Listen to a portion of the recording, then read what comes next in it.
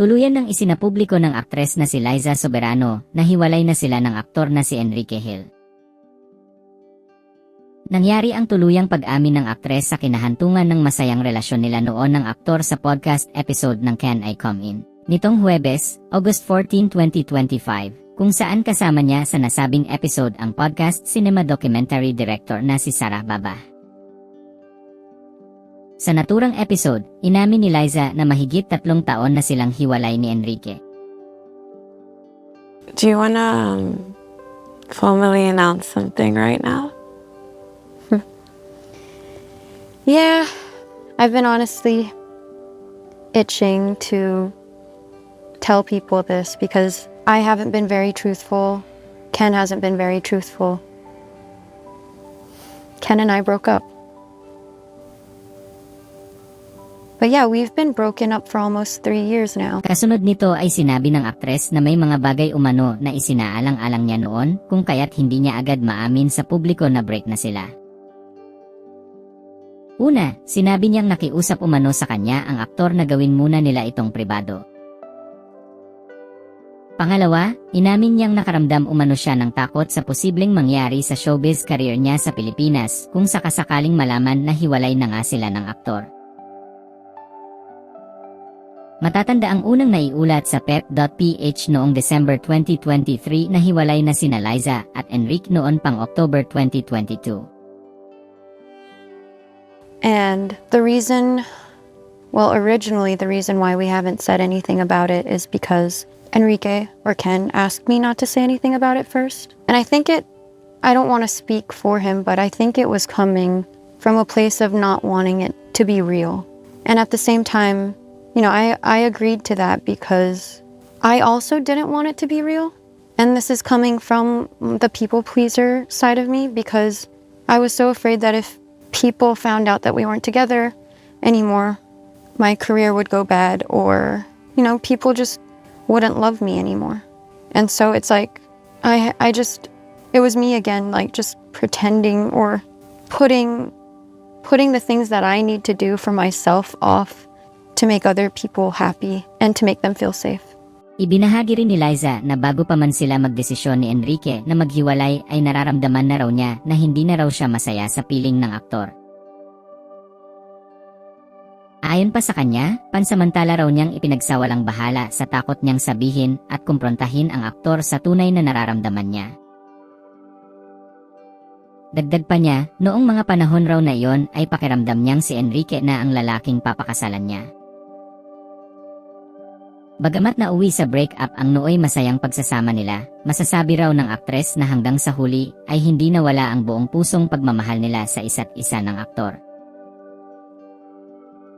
I would say it was such a beautiful breakup because it was still so full of love. That's why I say yes and no, because it was so hard for me to actually break up with him because I love him. I still love him as a person. Kasunod nito ay hindi na napigilang maging emosyonal si Liza sa puntong magbalik tanaw siya sa relasyon nila noon ni Enrique. Ayon sa kanya, malaking parte umano ng buhay at pagkatao niya ang aktor na itinuturing niyang childhood best friend, hindi lang basta jowa. Inamin din ng aktres na labis siyang naapektuhan sa hiwalayan nila, kaya minsan ay iniisip raw niya na kung nanatili na siyang matatag ay baka masaya at sila pa ngayon ng aktor. Ngunit sa isang banda, mas nananaig daw sa kanya ang kagustuhan niyang piliin ang sarili niya, lumago, at mahanap mag-isa ang mga gusto niya sa buhay. I carry a lot of guilt for not being the one that held on. Because that's what my fans wanted to do. But also, I needed to find myself and grow too. Yeah. And there were things that I knew that I shouldn't tolerate for the people that look up to me, for the younger me, and also for my future children. Nilinaw naman ni Liza na wala umanong ginawang masama sa kanya si Enrique. Ayon pa sa kanya, maayos daw silang naghiwalay sa paniniwalang hindi sila para sa isa't isa dahil sa magkaiba nilang gusto at prinsipyo sa buhay. Kasunod nito ay tinanong siya ni Sarah Baba na, Do you think you can get to a place in your heart where you liberate yourself from the guilt, having chosen yourself?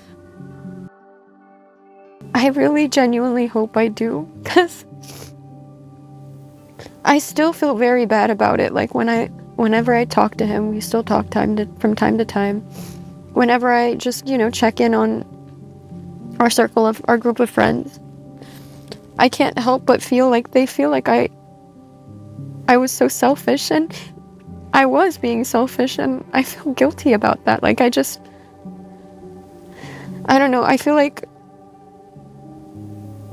I was born to be the understanding person, and I don't know why I couldn't do it in that moment, and I forever will hate myself for that. But at the same time, I knew deep down in my core that something was wrong, and that I would be doing a disservice not only to me but to him if I didn't say anything or do anything about it. So I'm not there yet, but I hope to be. Batay sa nakalap na impormasyon ng pep.ph, may isang panayam kay Liza noong March 2023 kung saan tahasan niyang sinabing hiwalay na sila ni Enrique mula pa noong October 2022. Ayon pa sa ulat ng pep.ph, may mga nakiusap raw na huwag ilabas ang panayam sa aktres, kaya hindi ito napanood ng publiko. Samantala, binura na ni Enrique ang kanyang I love you comment sa TikTok post ni Liza.